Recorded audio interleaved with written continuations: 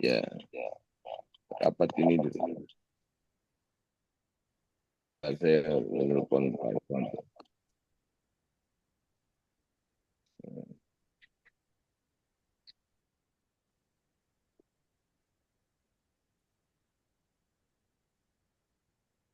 Ya, 1 menit lagi kita akan mulai. Kita coba tepat waktu.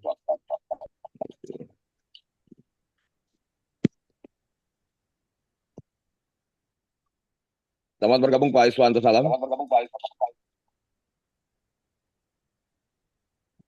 Alhamdulillah semua pembicara sudah komplit bergabung. Jadi Komar, ini saya share screen nyoba nih. Ya, coba. Ya, coba ya. Keluar Oh, nggak tuh? bagus. Mantap sekali. Mana tuh? Ya udah. Oke, kita mulai ya. Kang Mang Im, Pak Iswanto dan Kang Aga.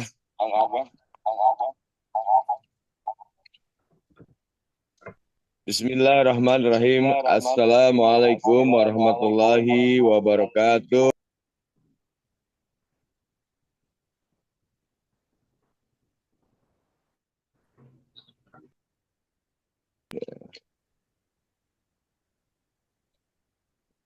La haula wa la quwata illa billah. Allahumma sholli ala Sayyidina Muhammadin wa ala alihi wa ashabihi ajmain. Amma ba'du. Alhamdulillah pada malam ini kita bisa berjumpa bersilaturahim pada kesempatan hari ini Desember tanggal 22 2024 bertepatan dengan Hari Ibu. Mari kita bacakan suratul Fatihah. Kita doakan ibu kita yang masih sehat, yang masih ada, masih hidup, sehat walafiat dalam taat. Yang sudah meninggal seperti ibu saya, kita doakan semoga Allah ampuni dosa-dosa ibu kita, bapaknya ibu kita, leluhur-leluhur kita, dan semua orang-orang yang menyayangi kita. Yang juga kita berdoa semoga Indonesia semakin baik, semakin harmoni dengan ibu-ibu yang makin kuat, yang makin hebat. Al-hadiniyah wa likulli salihah ila hadratil safar. Al-Fatihah. A'udzu billahi minasyaitonir rajim. Bismillahirrahmanirrahim. Alhamdulillahirabbil alamin. Iyyaka na'budu wa iyyaka nasta'in. Shiratal ladzina an'amta 'alaihim ghairil maghdubi 'alaihim waladdallin.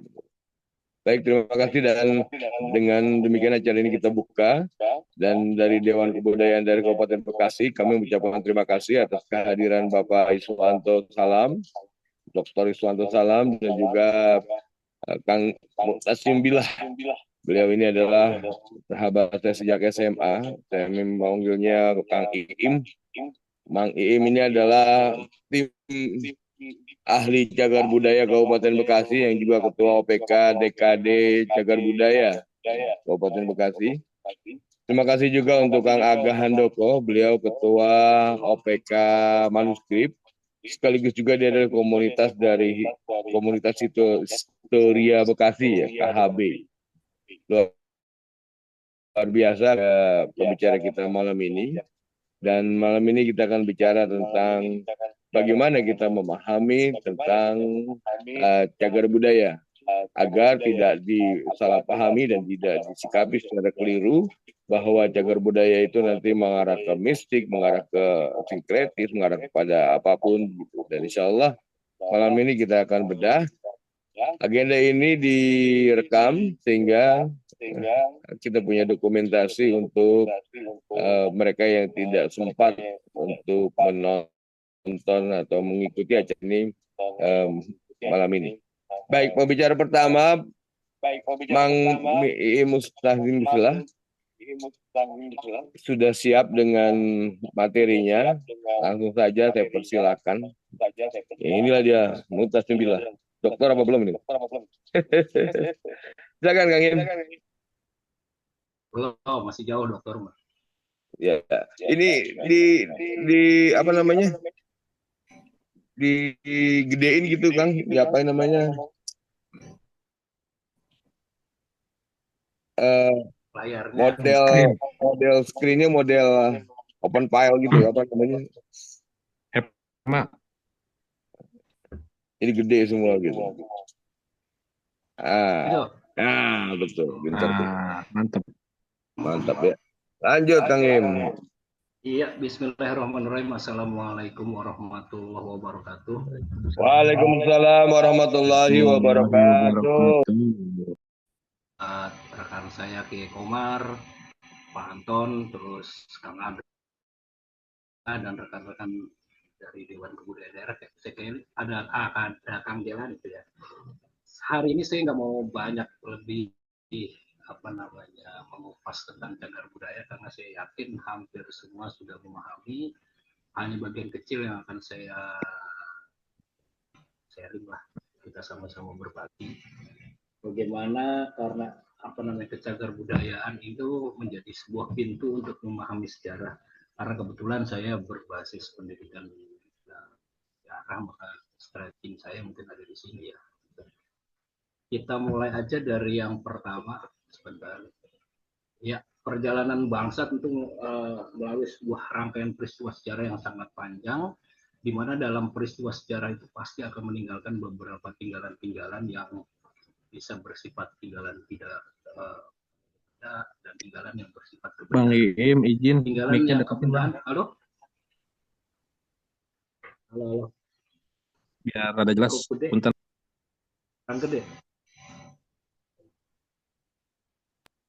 kurang dekat aja kayaknya, Bang. Nah, oke. Jadi tinggalan sejarah yang bersifat kebenaran ini lebih lanjut kita kenal sebagai cagar budaya.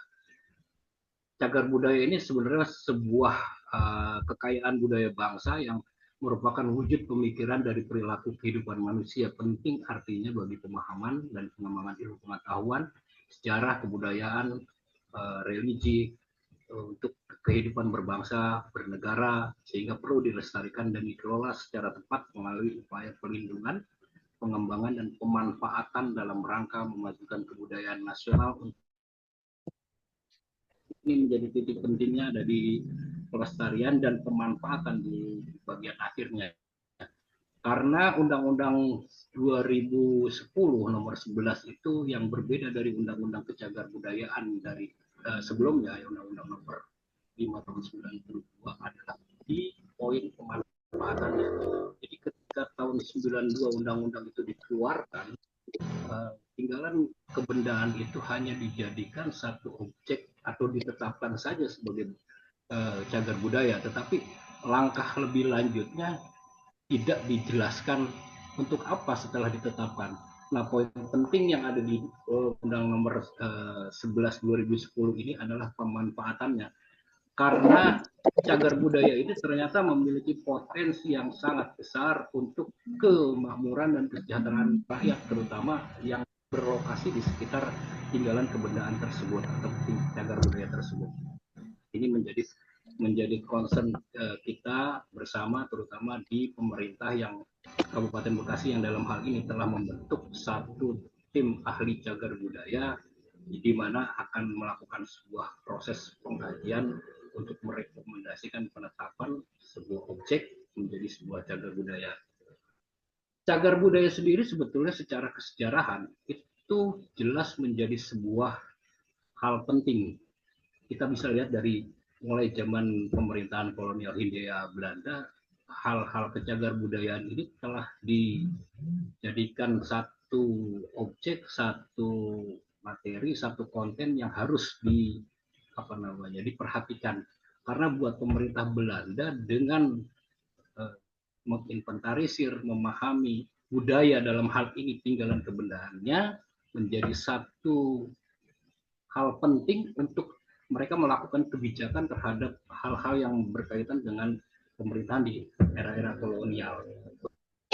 Kalau diutusnya seorang pemimpin untuk memimpin wilayah di Hindia Belanda, pemerintah Hindia Belanda itu memberikan satu pembekalan khusus di negeri sana, di negeri Belanda, hal-hal yang menyangkut tentang sejarah, antropologi, untuk dipelajari secara utuh, hingga akhirnya setelah mereka dirasa sudah cukup, bisa dikirim langsung ke Indonesia untuk memimpin, ke Hindia Belanda waktu itu untuk memimpin dan melakukan kebijakan-kebijakan itu. Dimulai mungkin dari tahun 1822 dengan komisi yang dibentuk oleh pemerintah Belanda yang awalnya hanya mengumpulkan benda-benda tinggalan dari cagar budaya itu, dikumpulkan saja, dikoleksi saja, bahkan di Belanda, sampai akhirnya dibentuk satu jawatan tentang kepurbakalaan.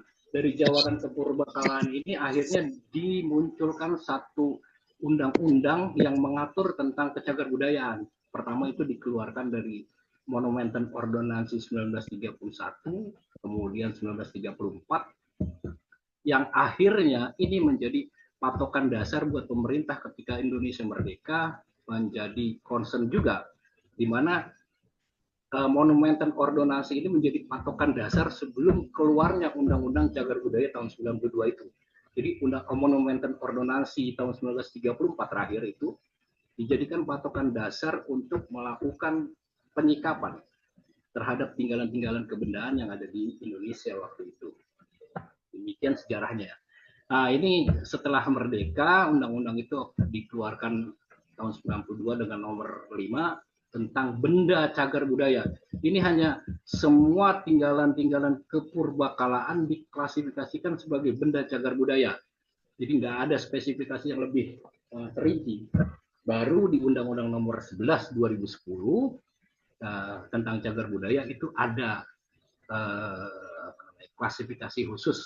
Bahkan peraturan pemerintah dikeluarkan juga nomor 1 tahun 2022 tentang bagaimana cara registrasi secara nasional dan pelestarian benda cagar budayanya, terus diperkuat lagi dengan Permendikbud Ristek nomor 36 tahun 2023. Memang setelah keluarnya Undang-Undang 2010 P-nya itu baru keluar 12 tahun kemudian, dan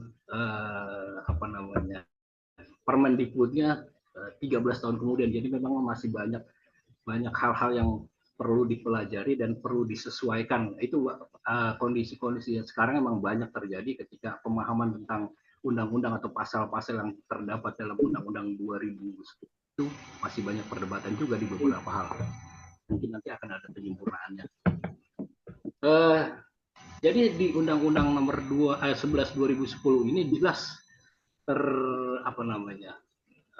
klasifikasi atau yang dimaksud dengan cagar budaya itu diperjelas. Jadi di pasal 1 ini dijelaskan bahwa cagar budaya adalah warisan budaya bersifat kebendaan berupa benda cagar budaya, bangunan cagar budaya, struktur cagar budaya, situs cagar budaya, dan kawasan cagar budaya di darat dan atau di air yang perlu dilestarikan keberadaannya karena memiliki, nah ini poin pentingnya, memiliki nilai penting bagi sejarah, ilmu pengetahuan, pendidikan, agama, dan atau kebudayaan melalui proses penetapan. Jadi semua memang harus ditetapkan.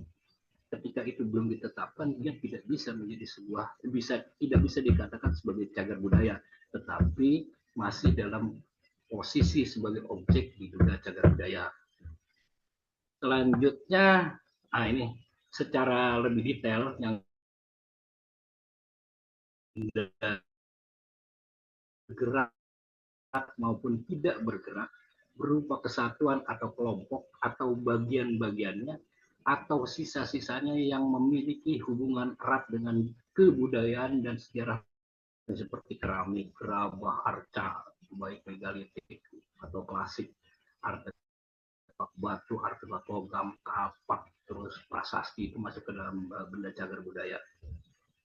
Selanjutnya, bangunan cagar budaya adalah susunan binaan yang terbuat dari benda alam atau benda buatan manusia untuk memenuhi kebutuhan ruang berdinding dan atau tidak berdinding dan beratap. Ini yang membedakan nanti dengan struktur cagar budaya, karena ada kerancuan mungkin untuk orang-orang awalnya bahwa bangunan cagar budaya itu bedanya dengan struktur di mana. Kalau jembatan mungkin gampang, tapi kalau kita bertemu dengan kasus atau objek yang berupa candi, itu biasanya orang agak rancu. Nah, kata kuncinya adalah berdinding dan beratap, itu menjadi kata kunci yang membedakan antara bangunan dengan struktur. Makanya ketika awal undang-undang ini dikeluarkan, ada semacam perdebatan lah. Candi itu masuk sebagai bangunan atau sebagai struktur. Tapi di bagian akhir kita bersama yang namanya candi adalah struktur dari cagar budaya.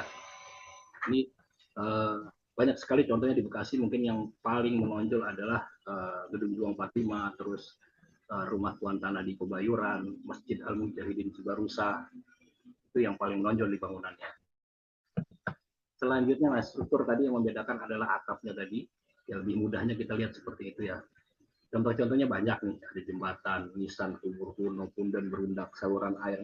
Di Bekasi ini banyak sekali sebetulnya yang masih belum kita perhatikan adalah saluran air, karena banyak pemerintah Hindia Belanda itu banyak meninggalkan banyak pintu air di Bekasi, dan ini sama sekali belum menjadi perhatian kita. Karena memang kebetulan saya ada di TACB Kabupaten Bekasi, masih berkonsentrasi di bangunan. Ada beberapa objek yang berupa struktur saluran air, pintu air. Kemarin sudah coba kita datangi, yang ada di Karang Satu, bahkan kemarin dapat masukan dari Bang Romi, ada di daerah Tarumajaya juga ada. Itu bagian dari perjalanan sejarah Kabupaten Bekasi, di mana ketersediaan beras untuk wilayah Batavia, ternyata suplai terbesarnya adalah salah satu dari Bekasi. Dan ini bukti kesejarahnya ada, bisa dilihat dalam bentuk kebendaannya adalah pintu air yang masih tersisa. Bahkan sebagian masih banyak berfungsi seperti sedia kala. Selanjutnya situs cagar budaya. Nah, ini yang sebetulnya menjadi bagian dari Kabupaten Bekasi yang harus sekarang kita naikkan untuk menjadi kita lah. Karena di Kabupaten Bekasi yang berpotensi sebagai situs cagar budaya itu ada di daerah Buni. Bapak-bapak, rekan-rekan para guru pasti sudah tahu situs di Bekasi yang berpotensi untuk menjadi situs adalah di Buni. Karena temuan Buni itu ternyata menjadi titik awal bahwa peradaban Bekasi itu sangat panjang, merentang sangat panjang dari zaman prasejarah hingga saat ini. Cuma masalahnya adalah konsentrasi dan gairah kita sekarang ini mungkin udah agak menurun untuk mengangkat Buni itu ditetapkan sebagai situs cagar budaya. Awalnya di awal penemuan mungkin marak sekali ya, karena memang ada temuan emas dan segala macam, mungkin marak. Tapi di akhir-akhir mungkin Bang Komar lebih paham situs Buni. Dan alhamdulillah di tahun 2025 ada political will dari Dinas Kebudayaan, Pemuda dan Olahraga Kabupaten Bekasi untuk berkonsentrasi melakukan satu kajian awal tentang Buni yang endingnya kita pengen bersama bahwa Buni itu dilakukan ekskavasi sehingga kita mengetahui betul bahwa kebudayaan atau sejarah Kabupaten Bekasi yang sangat panjang terdokumentasi dan bisa dipaparkan secara utuh kepada masyarakat. Mudah-mudahan itu di 2025 kita sudah bisa dorong, dan kita titik awalnya kita di kabupaten berencana hanya sebagai pemicu untuk dijadikan satu perhatian khusus bagi pemerintah bahwa Buni ini memang sangat layak untuk diangkat sebagai satu mata rantai sejarah yang tidak boleh hilang. Apalagi sekarang ancaman terhadap Buni semakin lama semakin besar. Bahkan beberapa perusahaan korporasi besar sudah mulai ada di Buni, dan itu sudah banyak menghilangkan tinggalan-tinggalan yang ada di Buni.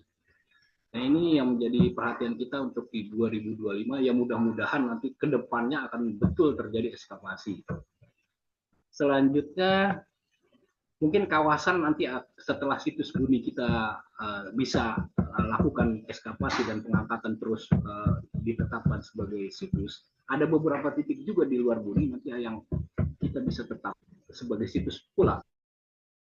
seandainya beberapa titik itu memang mempunyai satu garis yang sama, memiliki kesamaan dan jaraknya tidak jauh, mungkin nanti bisa kita jadikan kawasan kalau di situsnya itu.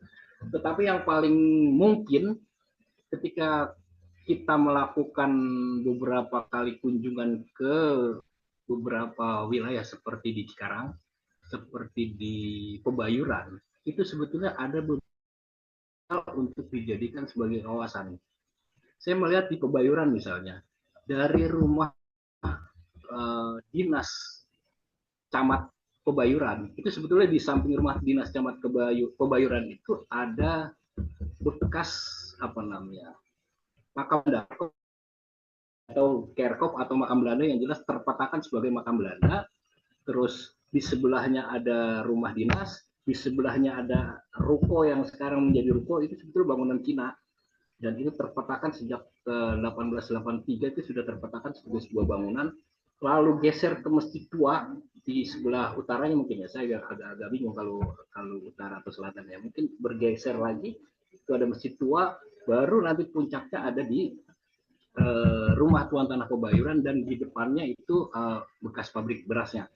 Itu garis lurus itu bisa kita jadikan sebuah kawasan, sebetulnya berpotensi untuk kita tetapkan sebagai sebuah kawasan, walaupun ini mal ya, tapi potensi itu sangat besar. Satu itu, kedua juga di Cikarang, saya melihat ada beberapa titik yang bisa kita jadikan kawasan juga, mulai dari Klenteng, Teksengbio, terus ke stasiun walaupun sekarang sudah hilang, terus kewedanaan, polsek yang sayang sekali asrama polisi di Cikarang itu sudah hilang, yang tersisa sekarang tinggal bekas kantor kewedanaan. Di sebelahnya itu masih ada beberapa bangunan tua, walaupun bukan sebagai land use, tapi itu terindikasi sebagai bangunan tua. Bergerak ke arah timur terus belok, kita masih bisa melihat tinggalan dari land use yang dulunya adalah bekas penggilingan padi milik keluarga Kim An waktu terakhir pemiliknya, dan itu terpetakan sebagai land use memang ke dalam sampai terakhir titiknya adalah di pertigaan Cagak. Itu ada sebuah rumah etnis Cina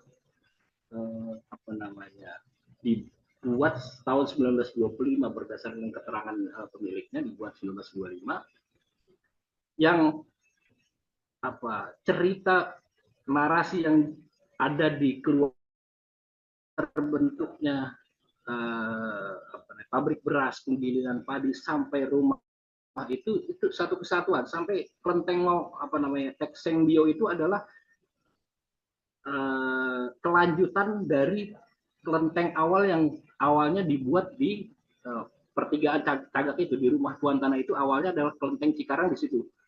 Setelah itu baru dipindahkan yang sekarang di dekat Pasar Lama Cikarang. Artinya memang ada kesejarahan yang terjadi di situ. Nah, itu sangat berpotensial untuk dijadikan satu kawasan yang bisa kita kembangkan sebagai kawasan cagar budaya. Ada juga soalnya di depan kelenteng itu ada dua atau tiga ruko, itu ruko lama. Secara umum mungkin orang nggak akan ngeh bahwa itu adalah ruko lama, tapi kalau kita lihat struktur yang masih tersisa, bahkan sangat kokoh masih, itu jelas sekali bahwa ruko itu jelas adalah bangunan tua. Dan itu kita komparasi dengan beberapa peta bahwa itu sudah terpetakan di awal abad 20, sudah terpetakan sebagai bangunan yang menggunakan tembok. Itu kira-kira yang klasifikasi secara undang-undang. Nah, ini yang menjadi titik penting adalah penetapan.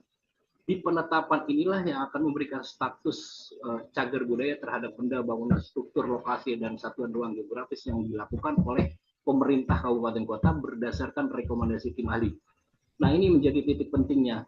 Jadi ketika itu objek diduga cagar budaya sudah kita tetapkan menjadi cagar budaya, maka akan ada konsekuensi hukum yang melekat di dalamnya. Pertama, kita tidak bisa sembarangan lagi memperlakukan benda itu atau cagar budaya itu secara sembarangan. Ada kewajiban untuk melestarikan, ada kewajiban untuk mengembangkan, dan ada kewajiban untuk memanfaatkannya. Itu yang menjadi titik pentingnya. Maka rekomendasi yang dilakukan oleh tim ahli cagar budaya ini ini tentu harus sebuah proses pengkajian yang lebih dalam, karena tidak hanya ditetapkan sebagai bangunan sebagai cagar budaya saja, tetapi nanti implikasi hukum pun harus diperkuat, terutama kepemilikan dan nanti bentuk pengembangannya akan seperti apa. Alhamdulillah Kabupaten Bekasi sudah mulai melakukan itu. Iya. Mudah-mudahan akan di tahun 2024 kita sudah 2023 sudah melakukan 2024 dua rangkaian dari penetapan itu melalui sebuah proses pendaftaran, terus pengkajian, dan terakhir penetapan oleh bupati atau wali kota. Pendaftaran ini alhamdulillah di Kabupaten Bekasi sudah dibentuk satu tim pendaftar. Dalam hal ini Kang Aga juga termasuk di dalam sebagai anggota tim pendaftar cagar budaya.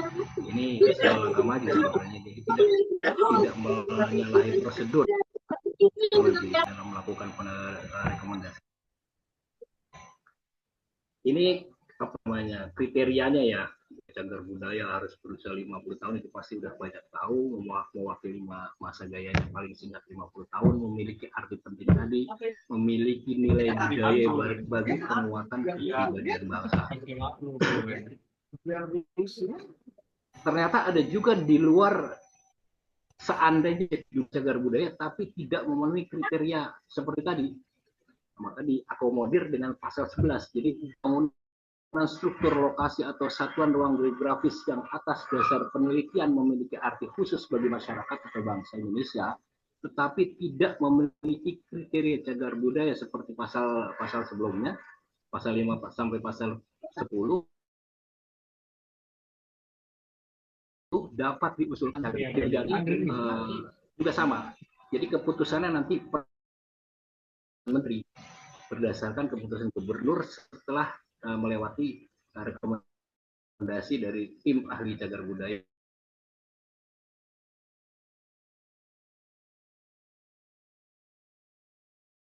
Ya, cagar budaya, tetapi secara usia mungkin tidak termasuk, itu bisa saja. Saya ambil contoh setelah berbicara dengan satu anggota tim ahli cagar budaya Kota Bogor. Ya, kebetulan pernah melakukan satu kunjungan ke Kabupaten Sukabumi. Di sana ada satu situs, di dalamnya itu ada pohon ya.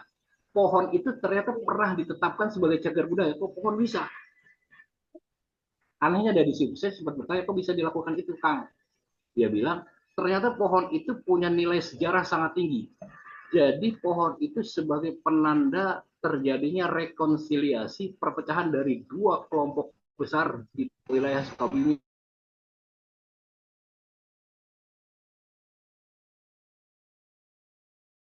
Waktu itu saya dengan pohon itu sebagai penandanya, dan pohon itu hidup sampai sekarang ditetapkan sebagai cagar. Itu agak unik juga, pada secara kriteria mungkin tidak masuk, tetapi bisa ditetapkan.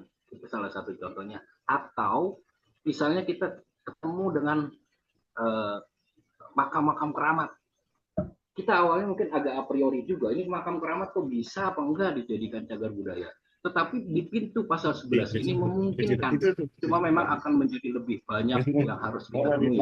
Contohnya, secara struktur mungkin dia tidak memenuhi kriteria pasal 5 sampai pasal 10 tadi. Tetapi tinggalan sosiofact, mentifact itu masih terasa hidup di lingkungan sekitar makam itu. Jadi misalnya ada satu tokoh punya kebiasaan yang ditularkan dari dia kepada masyarakat dan masih hidup sampai sekarang. Itu menjadi fakta mental dan fakta sosial yang tidak bisa dinafikan.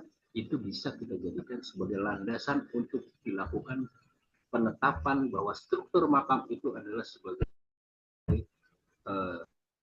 cagar budaya. Tetapi memang kajiannya harus lebih panjang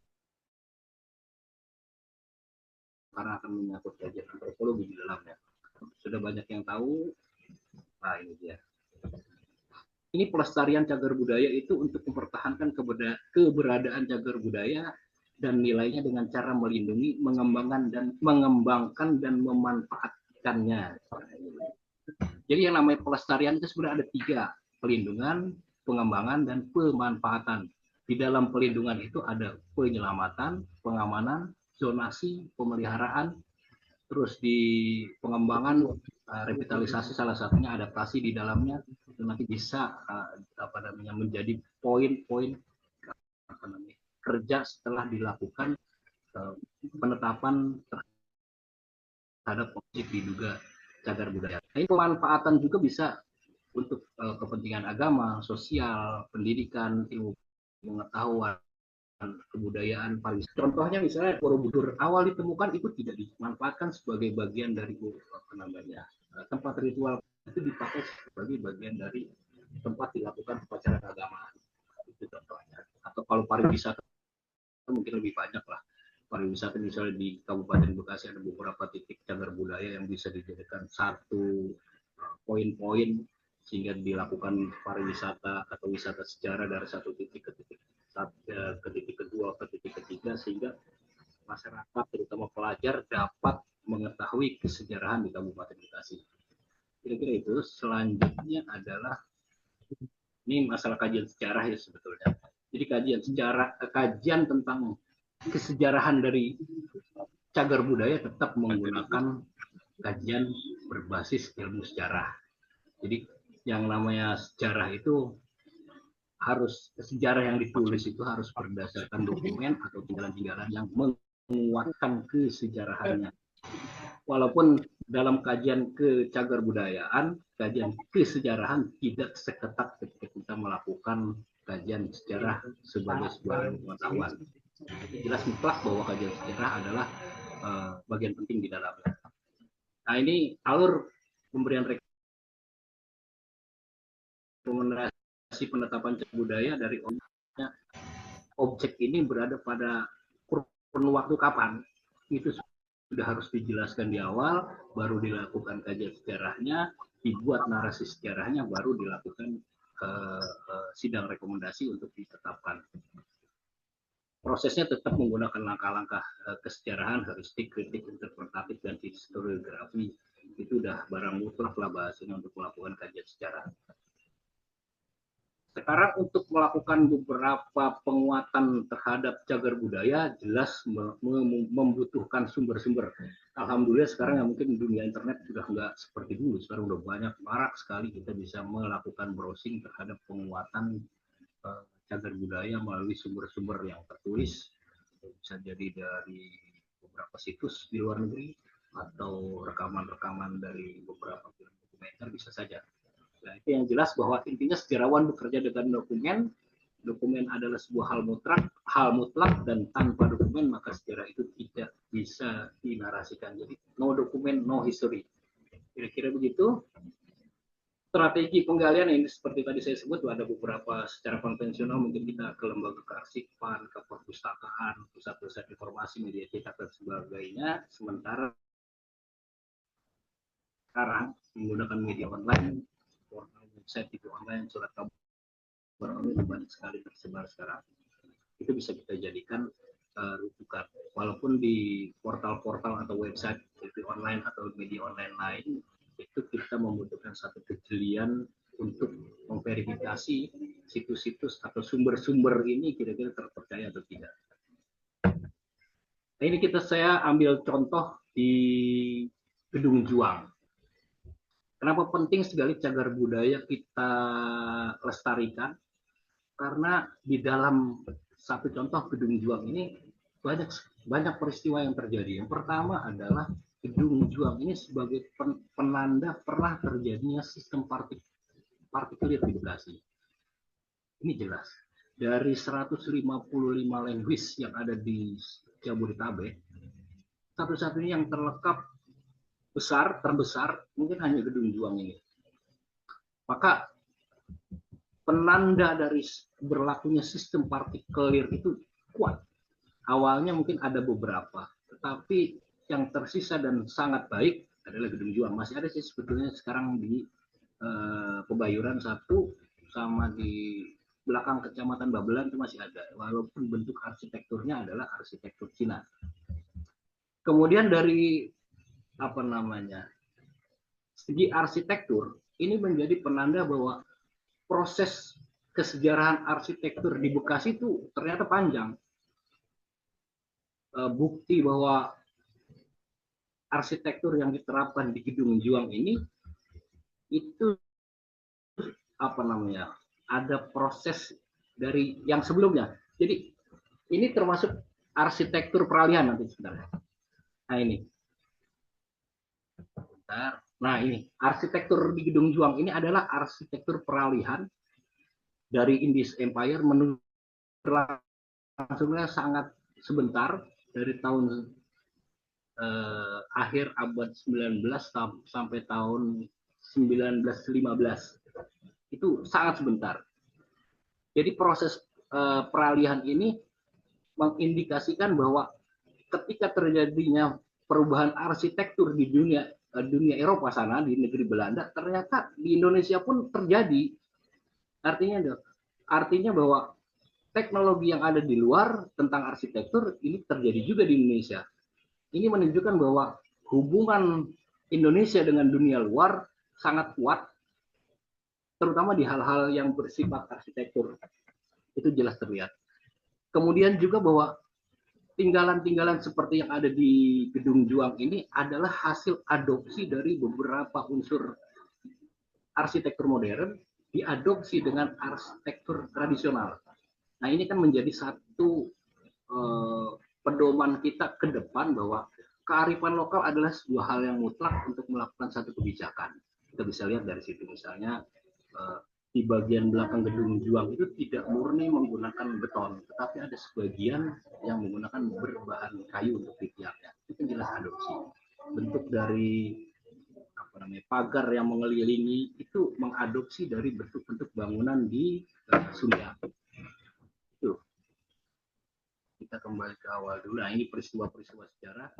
Ini juga setelah dilakukannya terjadinya peristiwa kemerdekaan, ternyata ada juga peristiwa sejarah yang terekam atau terjadi di Kabupaten Bekasi, di mana awal-awal terbentuknya negeri ini, perseteruan antara kekuatan bersenjata laskar dengan tentara reguler itu jelas besar. Saksinya di Gedung Juang ini. April 1947 terjadi perang saudara di lokasi di sini. Bahkan jauh sebelum itu, di 1868 terjadi pemberontakan petani Tambun, walaupun gedungnya tidak ini, tapi lokasinya diduga di sini. Artinya memang bahwa tinggalan cagar budaya Gedung Juang ini bisa kita jadikan satu titik untuk melakukan lebih dan lebih lanjut. Selanjutnya, sebagai penutup saja, eksistensi cagar budaya sebagai salah satu kekayaan budaya bangsa yang memiliki nilai penting mengharuskan negara hadir untuk melakukan perlindungan, pengembangan, dan pemanfaatannya. Dibuktikan dengan lahirnya peraturan perundang-undangan sejak masa Hindia Belanda hingga saat ini. Sumbangsih ilmu sejarah sangat penting dalam lahirnya sebuah penetapan terhadap cagar budaya. Bahwa segala objek cagar budaya yang dinarasikan mampu menghidupkan cagar budaya tidak hanya fisik saja, tetapi juga makna di baliknya, sehingga mampu membangkitkan kebanggaan bagi setiap anak bangsa untuk berdiri tegak sejajar dengan bangsa-bangsa lain di dunia. Ini kalau patah Belandanya bahasanya susah. Wie van zijn Henerichen kan Keneten let Tweemaal. Siapa yang menikmati kenangan masa lalu sesungguhnya telah hidup dua kali. Kira-kira demikian. Terima kasih. Saya kembalikan kepada Kiai Komar untuk dilanjutkan. Assalamualaikum warahmatullahi wabarakatuh. Waalaikumsalam warahmatullahi wabarakatuh. Luar biasa. Dahsyat ini Bang Iim. Dahsyat. Ya, seperti itu. Luar biasa, terima kasih Bang Iim. Satu hal yang dahsyat saya kira, pemaparan dari Kang Iim, Mutasim Billah, Ketua OPK Cagar Budaya Dewan Kebudayaan Daerah Kabupaten Bekasi, dan mohon screen-nya dihentikan, Kang Mangim. Ya. Baik, dan saudara-saudara sekalian yang hadir, terima kasih sudah bergabung. Ada Profesor Master Toib, ada Pak Anton Sabu, ada Pak Atang, ada Pak Fauzi Kadir, yang mulia Fauzi Kadir, yang mulia Guru Tua Gede Parma, Pak Hudi, kemudian ada Bude Karsia. Terima kasih Bude udah gabung. Kemudian juga ada Bang Nasan, lalu ada juga Ibu Tati Hartimah. Baik, pembicara kedua Pak Iswanto Salam. Halo, tes. Pak Iswanto. Ya.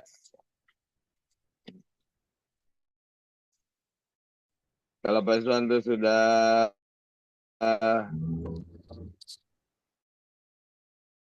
Halo, Assalamualaikum. Waalaikumsalam warahmatullahi wabarakatuh. Masya Allah.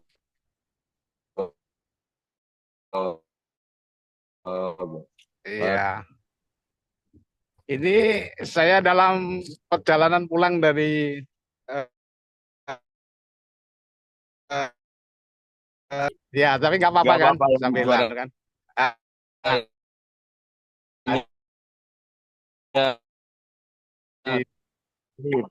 yang penting oke. Monggo, Jadi monggo. saya mulai ya. Bismillahirrahmanirrahim. Assalamualaikum warahmatullahi wabarakatuh.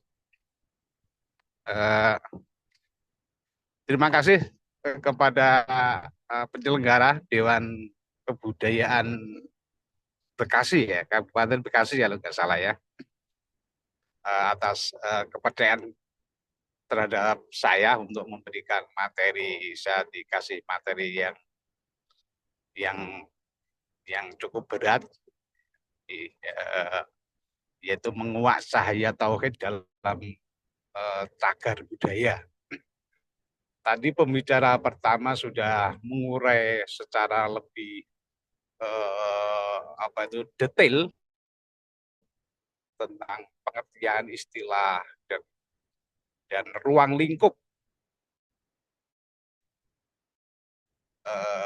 karena saya diberi materi terkait dengan tauhid, maka saya akan mencoba merunut kepada doktrin-doktrin atau ayat-ayat yang sudah yang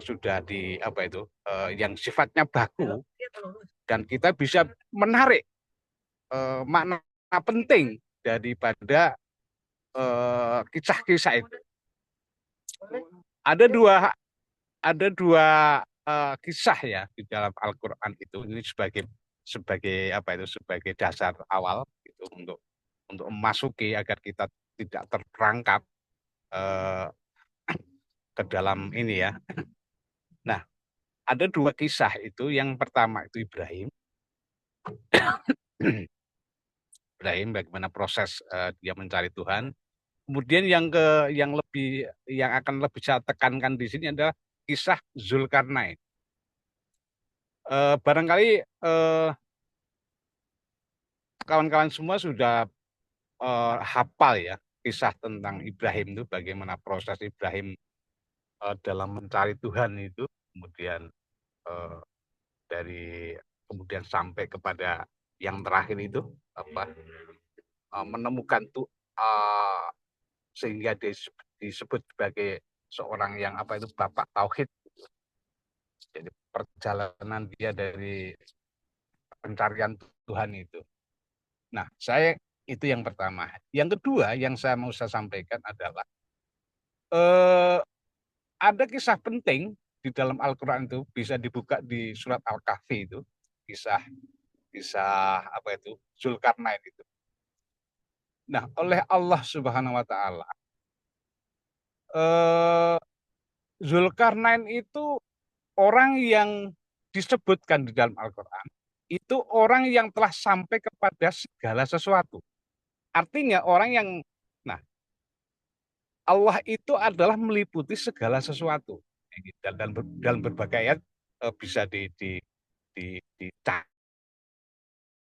merunut ini. Nah, gimana itu? Ada 3 perjalanan yang dilakukan oleh Zulkarnain dalam untuk menempuh segala sesuatu itu. Yang pertama dia menempuh ke arah perjalanan ke barat. Dan di sana dia menemui apa itu lumpur hitam, dan dia menemukan makhluk yang oleh Allah dipersilahkan Zulkarnain untuk menghukum atau memaafkan atau berbuat baik, bisa diirinkan nanti. Nah, yang kedua itu kemudian Zulkarnain itu berjalan ke arah yang lain lagi, yaitu ke arah timur, matahari terbit. Nah, di sana dia menemukan makhluk yang tidak ada yang tidak kena cahaya. Kalau yang tadi di barat itu adalah makhluk yang sifatnya itu gelap, yang diperkenankan, artinya jahat, kelompok bisa dikategorikan begitu. Nah, yang ke timur ini adalah makhluk Allah yang dapat cahaya. Nah, kalau yang ke barat itu adalah laut yang sifatnya itu, yang isinya itu lumpur hitam, dan ada makhluk yang sifatnya itu cenderung berbuat kejahatan. Nah, setelah 2 itu, kemudian Zulkarnain berjalan ke arah yang lain lagi. Nah, di situ dia bertemu dengan di antara 2 gunung dan bertemu dengan penduduk yang hampir-hampir tidak tahu bahasanya. Dan penduduk itu meminta kepada Zulkarnain untuk apa itu? Makhluk yang di seberang gunung itu tidak ya masjid. Nah, ini kenapa penting? Kenapa penting saya sampaikan? Bahwasanya ya, nah ini doktrin pertama ya. Yang kedua, sesungguhnya segala sesuatu itu tidak ada yang di luar Allah. Ini problem. Ada tokoh yang telah sampai kepada sesuatu, dan sesungguhnya segala sesuatu itu selalu ada dalam kuasa Allah. Nah, inilah dalam beberapa konteks untuk bisa memahami agar kita tidak terperangkap cara pemahaman kita terhadap berbagai objek-objek yang sifatnya, apalagi kata nanti terkait yang sudah diuraikan tadi terkait dengan cagar budaya. Nanti di mana makna pentingnya? Nah, itu pertama. Konsep yang tadi itu dari Zulkarnain itu, kitab Paramayuga kalau nggak salah itu karangan dari Ronggo Warsito, itu dijelaskan itu bagaimana proses terjadinya dewa-dewa itu kan hal-hal yang sifatnya itu keyakinan, kepercayaan yang berkembang di tempat lain, di kebudayaan yang lain, itu memiliki bentuk-bentuk yang berbeda. Nah, sesungguhnya kalau dalam ini kan kebudayaan ya. Orang Jawa itu usulnya dewa-dewa itu sesungguhnya itu kalau saya tidak bisa menangkan lebih. Dewa-dewa itu bukan antara keturunan Nabi. Ini cara orang Jawa mencoba untuk untuk mendelegitimasi, istilahnya menurut saya itu keyakinan yang sifatnya itu menjadi baku waktu itu. Oh, ternyata dewa-dewa ini itu kan, kalau saya urutkan begini. Jadi anak sampai Nabi Sis itu kemudian punya punya anak, kemudian itu kalau nggak salah itu Sayyid Nabi ini dalam kitab Paramayuga ya. Kemudian oleh siapa itu, oleh turunannya itu masuk menjadi bagian dari kehidupan dunia. Maka istri daripada itu diserupakan sama anaknya iblis, yang namanya itu kalau dalam sejarah perwayangan Indonesia itu namanya itu Sahyang Nur Cahyo. Itulah keturunan antara Nabi Sis dengan keturunannya Nabi iblis. Kemudian dia kawin dengan jin, kemudian punya anak Sahyang Nuroso, kemudian punya anak lagi, itu apa itu apa itu sang yang wenang, sang yang wening, nah gitu. Itu kan itu konsep itu semuanya. Yang kemudian punya anak tiga lagi, siapa itu? Eh s- eh, itu Manik Moyo, kemudian Tido Moyo. Nah, ini ini cara orang Jawa dalam dalam apa itu di dalam apa itu memaknai agar apa itu menjadi men, agar tidak. Nah, ini kaitannya dengan Zulkarnain tadi. Ya, sesungguhnya siapa itu kelompok yang hitam itu? Itu sebenarnya kelompok yang cenderung kepada berbuat apa itu kejahatan atau keburukan, yang sering berbuat kerusakan apa itu yang sifatnya terang tadi itu. Itu kan kalau dalam tradisi manusia dianukan oleh para nabi. Nah, terkait dengan ini, nah kita gini dalam bahkan di dalam Al-Qur'an itu misalnya Fir'aun itu juga apa diawetkan. Bahkan jasadnya sampai sekarang. Itu bermakna apa? Ini kan penanda. Penanda. Penanda. Nah, penanda itu kalau dalam cagar budaya tadi sudah diterangkan lebih detail. Tetapi yang lebih terkait dengan apa? Terkait dengan keterampilan, terkait dengan perkembangan pemikiran, pengembangan teknik dalam pengelolaan itu, bagaimana hidup lebih baik. Nah, tapi ada juga sesungguhnya penanda-penanda yang sifatnya itu menjadi peringatan seperti tadi itu menjadi apa itu menjadi salah satu penanda yang diawetkan, yang di yang di yang dijaga oleh Allah sampai sekarang.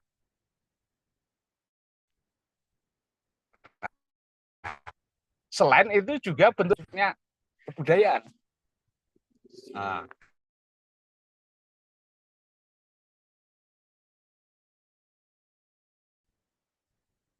bahwa artefak-artefak itu ada tata nilai.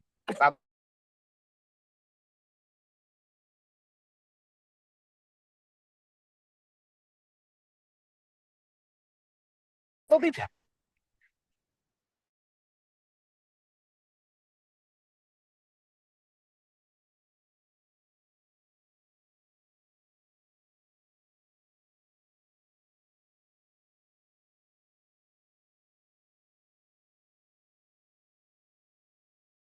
Di dunia, termasuk juga budaya itu, apa itu cagar budaya itu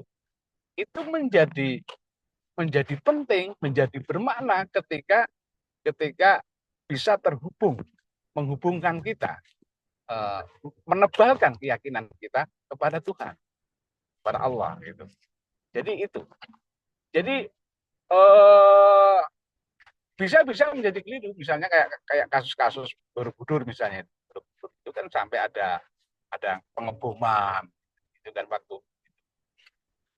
Karena orang itu melihatnya tidak apa, bahwa patung-patung Borobudur itu sesungguhnya sebagai bentuk bagian dari kebudayaan. Nanti bisa dibahas lebih lanjut lagi. Cuman mohon maaf sih, saya agak ini ya, agak sistematis, agak lompat-lompat. Mungkin nanti akan bisa lebih bagus kalau kalau dipertajam dengan pertanyaan-pertanyaan dari saudara-saudara sekalian. Mungkin prinsip dasar yang mau saya sampaikan itu bahwasanya sesungguhnya segala sesuatu itu tidak ada yang di luar Allah. Dan sesungguhnya langit dan bumi dan segala isinya itulah memuji Allah. Maka itu sebagai sebuah prinsip. Ketika melihat apapun saja, hal apa saja, itu harus mengarah ke sana. Nah, ketika tidak mengarah ke sana, bahkan orang-orang yang termasuk sebelumnya mendapatkan apa itu pendidikan atau agama, itu bisa menjadi keliru. Beberapa contoh misalnya di zaman dulu, ada ahli kitab yang banyak cenderung kepada keingkaran. Artinya bukan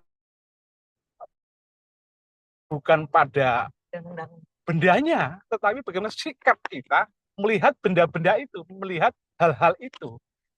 Nah, nah, saya melihat titik kuncinya itu di sini, bukan pada benda-benda itu.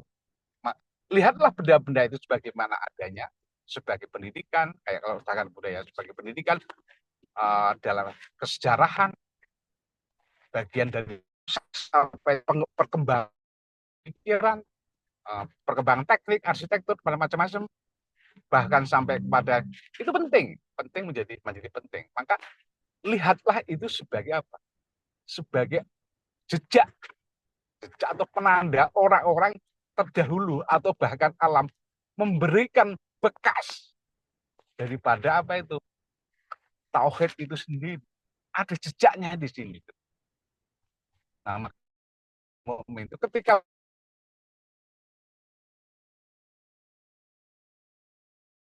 ini makanya kenapa bisa keliru, karena orang terlalu mencintai dunia.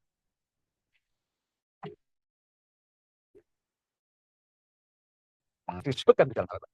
Nah, kekeliruan itu karena orang ada kecenderungan, ada terlalu cenderung kepada hal-hal yang cepat apa itu benar. Nah, kecenderungan ke situ itulah permainan setan, dan mungkin nanti saya kira itu dulu dari saya. Mungkin nanti bisa lebih detail. Jadi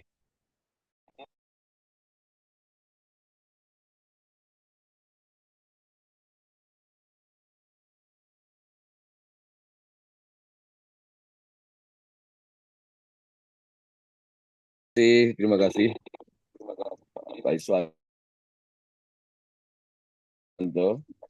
luar biasa. Ada kalimat yang saya highlight di sini, bahwa kehadiran benda cagar budaya itu sungguhnya adalah dihadirkan untuk menebalkan keyakinan kita akan hadirnya Allah gitu. Nah, jadi kalau misalnya ada sebuah pandangan yang tidak tegak lurus dengan itu, maka itu ada kekeliruan. Begitu. Dan lebih lanjut nanti kita akan bahas dengan para yang hadir di sini untuk kita bisa nanti di akhir. Dan kita masuk pada pembicara ketiga. Saya persilakan Pak Aga Handoko.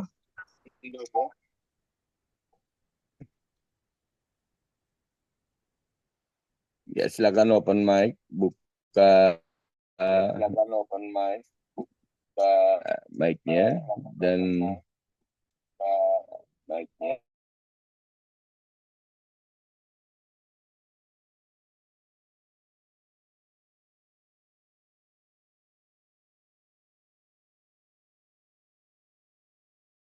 masih ada atau tidak ada ini?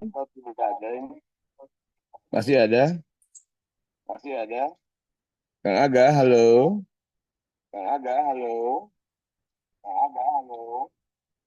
Anda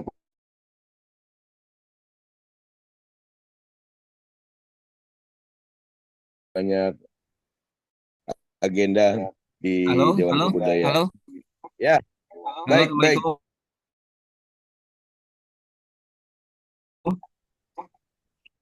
Ada kedengaran Bang Komar suaranya? Kedengaran jelas, clear. Oh iya. Videonya dibuka aja, Kang. Bentar. Biar kelihatan Kangnya.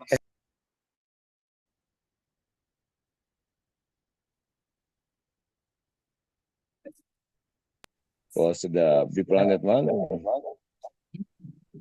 Mukanya nggak belum kelihatan.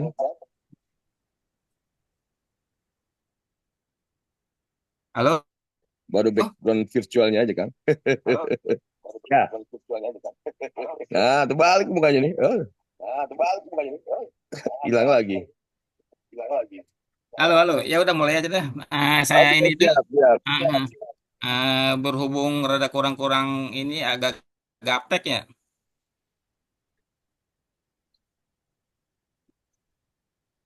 Halo? Ya, lanjut aja bicara dengan baik. Silakan. Ya, Assalamualaikum warahmatullahi wabarakatuh. Selamat malam Bapak-bapak, Ibu-ibu semuanya. Halo? Iya, silakan lanjut aja lanjut. Waalaikumsalam. Lanjut aja Kang, ngomong terus Kang. Hmm. Di sini saya sebagai PK manuskrip akan membahas kilas tentang manuskrip di Kabupaten Bekasi yang kira-kira sudah apa ya, sudah saya sedikit dapatkan gitu informasinya sedikit-sedikit. Manuskrip sendiri menurut penjelasannya adalah merupakan naskah tulisan tangan atau ketikan yang bagaimana semua mungkin sudah ketahui, manuskrip di Kabupaten Bekasi eh, yang banyak terdapat itu kebanyakan adalah peninggalan-peninggalan dari pesantren. Jadi misal di Cibogo, pesantren Al-Beqiyatul Solihat itu banyak terdapat manuskrip peninggalan Mama Ki Cibogo. Sedangkan untuk skrip peninggalan-peninggalan tokoh-tokoh pahlawan semacam pejuang kemerdekaan gitu, semacam diari, karena menurut eh, definisi manuskrip sendiri, diari itu diari tokoh-tokoh yang berpengaruh dalam sejarah, dalam eh, tradisi sebagai manuskrip. Terus setelah saya sebagai OPK manuskrip selama ini melakukan penelitian, ternyata banyak di Bekasi beberapa tokoh yang memiliki catatan-catatan perjuangan. Semisal Bapak apa Raden Marjuki, Camat pertama Cibarusa, beliau memiliki satu buku manuskrip lengkap diari hari per hari selama masa perjuangan hingga sampai beliau eh, meninggal. Terus samping itu ada lagi tokoh pejuang di Bekasi yang kira-kira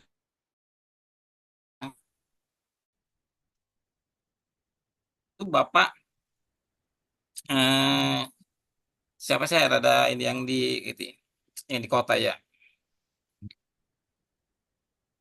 Ada beliau itu menulis cerita hampir hari per hari dan data-data pejuang-pejuang di seluruh Kabupaten Bekasi. Nah, mengenai perjuangan-perjuangan yang sudah tersebar di seluruh Bekasi ini, pejuang-pejuang yang kira-kira ada mempunyai data-data pribadi seperti diari atau catatan-catatan pribadi, itu menurut saya sebagai eh, OPK manuskrip layak kita kumpulkan dan kita verifikasi untuk didata sebagai kekayaan sejarah, kekayaan budaya Kabupaten Bekasi. Ke depan saya berharap juga untuk manuskrip-manuskrip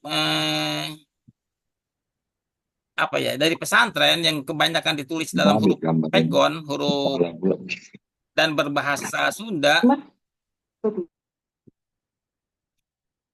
Halo? Lanjut Kang. Lanjut, Kang. Ya. Berbahasa Sunda, ke depan saya sih sebagai dari kebudayaan pemerintah dan Dewan Kebudayaan untuk menerjemahkan manuskrip berbahasa Sunda yang berhuruf pegon itu ke dalam bahasa Indonesia dan di dalam aksara Latin gitu. Jadi kedepannya kita sebagai generasi muda, generasi penerus dapat mempelajari isi dari manuskrip itu, bukan hanya sekedar melihat dan menyimpannya sebagai eh, cagar budaya gitu. Terus untuk kedepannya lagi, setelah kita bisa juga disimpan di dalam satu perpustakaan yang khusus menampung semua koleksi-koleksi manuskrip di seluruh Kabupaten Bekasi. Karena seperti eh, sekarang ini saat ini banyak manuskrip itu yang tersebar di di tangan-tangan pribadi-pribadi. Misalnya kemarin juga ada di ahli waris Makamede. Di ahli waris Makamede itu ada manuskrip yang data lengkap dari tahun hampir 1000 abad ke-18 abad ke-19 yang berisi silsilah dan ini yang lebih paham ada di Makamede sebagai ahli waris Makamede. Nah, mungkin ada kemungkinan manuskrip-manuskrip eh, bersejarah warga Kabupaten Bekasi itu tersebar juga di semacam situs-situs pemakaman begitu juga. Terus selain yang di zaman-zaman era tempo dulu, karena manuskrip itu sebenarnya ada batas 10 tahun. Jadi ketika kita berfokus kepada yang eh, masa lampau itu ada biasanya di apa sebutnya pesantren atau di makam-makam kuno. Tapi untuk yang 50 tahunan semisal zaman perjuangan, zaman-zaman tahun 45, tahun 49, tahun 50, itu banyak koleksi itu di tangan keluarga ahli waris para pejuang. Jadi untuk manuskrip sendiri sebagai dari dari ibarat warisan leluhur warga Bekasi, kita sebagai Dewan Kebudayaan cukup melakukan mengumpulkan dan menyatukan semua manuskrip di seluruh Kabupaten Bekasi itu menjadi satu gitu.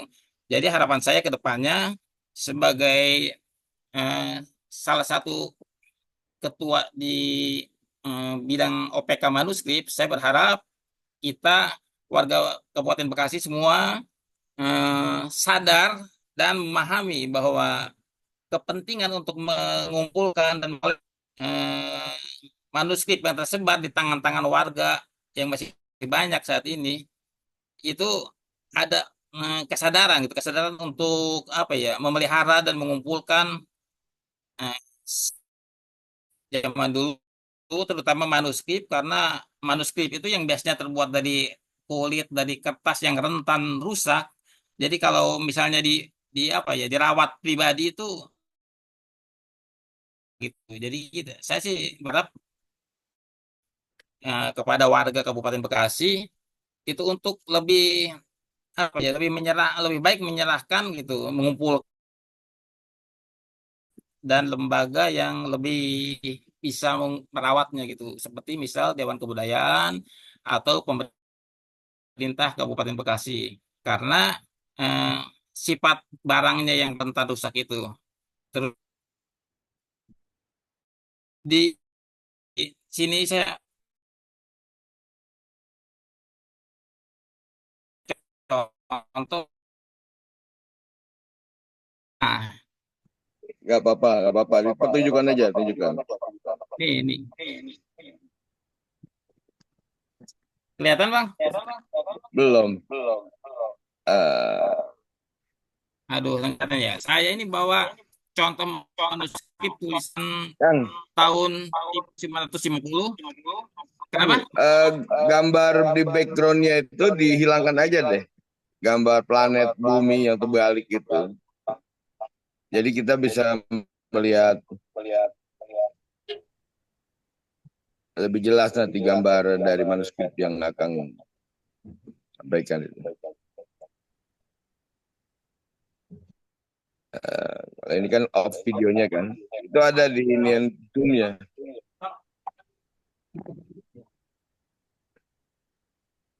Udah.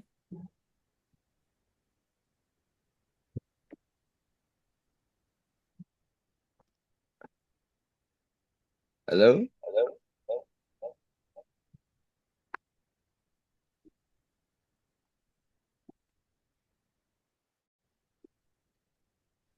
WA-in aja Kang ke Bang Komar. Nanti biar Oh, siap, betul. Ya, kirim ke sini atau kirim ke Mutaslim Bila bisa. Betul. Japrin aja Kang. Japrin aja Kang.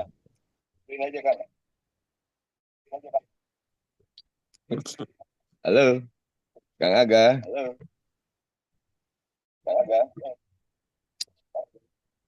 Ya, halo Kang Aga.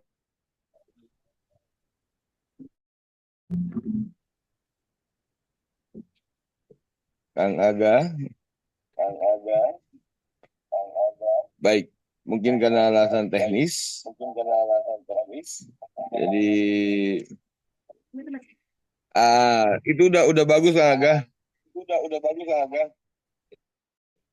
Ya, coba buka deh yuk, kameranya. Udah bagus, udah bagus. Kalau itu diperlihatkan kelihatan dengan model seperti itu, walaupun terbalik kan. Ya, ya bagus. Tidak terbalik begitu gambarnya.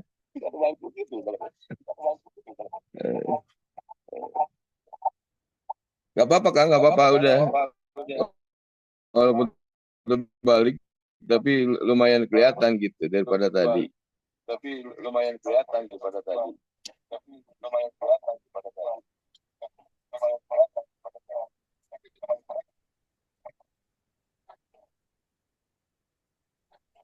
Ya, Kang Aga, gimana? Bisa berlanjut? Atau kita skip dulu ya?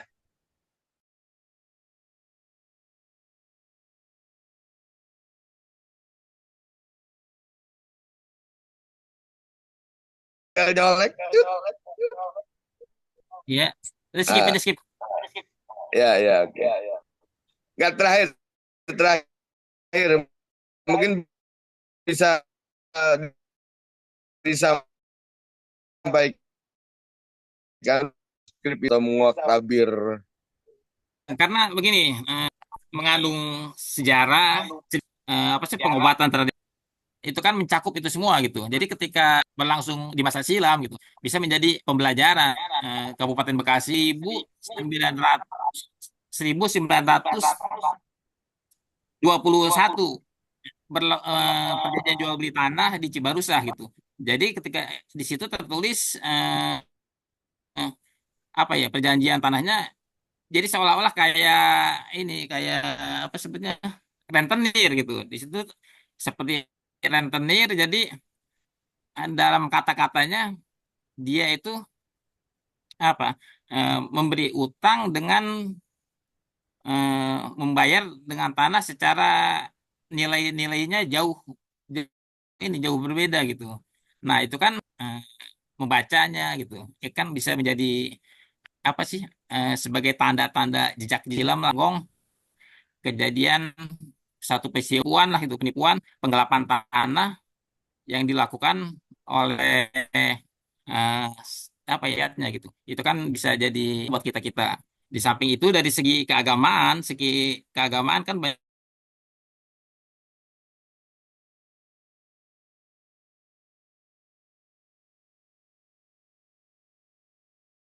Makmun Nawawi di Cibarusah gitu. Gitu, Bang Komar.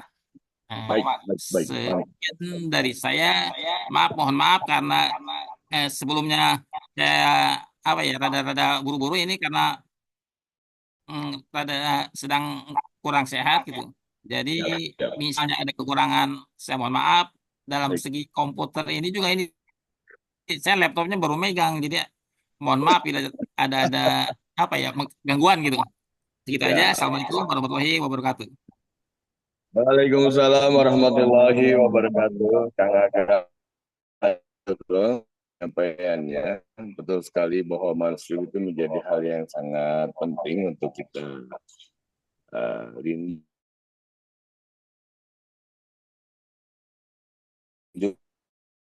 lindungi, lestarikan, manfaatkan ini ke depan. Demikian argumentasinya bahas bagaimana jagar budaya bisa menguak masa lalu. Dalam hal ini adalah sejarah dari perjalanan wilayah khusus dari Bekasi, Pak Mutasim Billah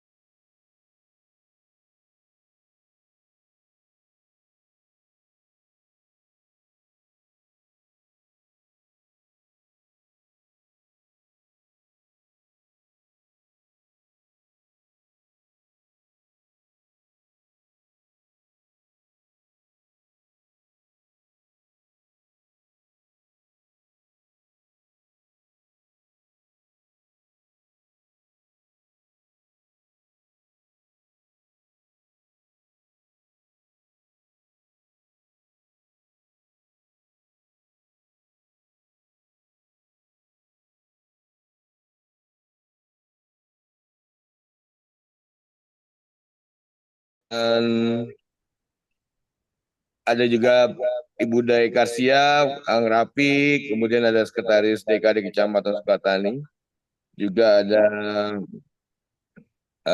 Ibu Tati. Silakan bisa raise your hand atau langsung open mic. Lanjut saja yang ingin menambahkan atau memberikan pertanyaan atau apalah silakan.